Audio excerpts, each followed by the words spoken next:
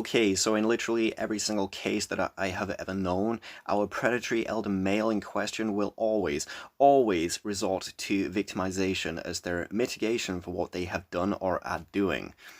Hugh Edwards, for example, upon being exposed, I am mentally ill, I have diminished responsibility, look, I'm checking myself into a clinic now, here I go, only after the fact that he got caught.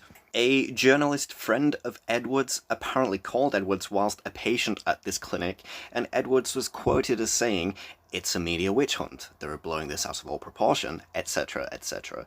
So again, he's in actuality still playing the victim, and his narrative hasn't deviated. He isn't really taking accountability. Everybody is at fault except him, and genuinely, such is the level of narcissism in these men, they have genuinely come to believe their own narrative, that they have done absolutely nothing wrong. I have heard various people in the media speaking in defense of Edwards, insisting that, oh, he has issues, but he's going to get himself help now. This does not excuse anything. Murderers have psychological issues, but they are rarely pardoned, either condemned or institutionalized. They also use the fact that the young male victim was a drug addict. They use this against him, insinuating that, well, he's a drug addict, he's a bad person.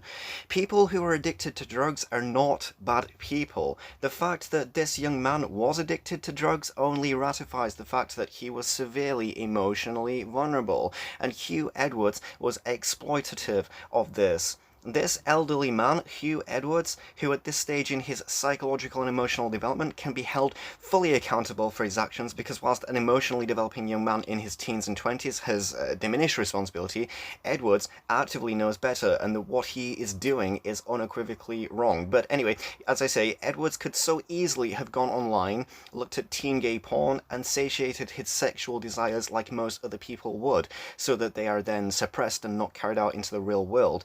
Instead, he made the conscious decision to go out into the real world and exploit a real person in order to procure illicit photographs of this young man. I can tell you now, it was not about the content of these photographs. It was about a power play. It was about control, subjugation. This was clearly Edward's sexual fetishism and subsequent motivation.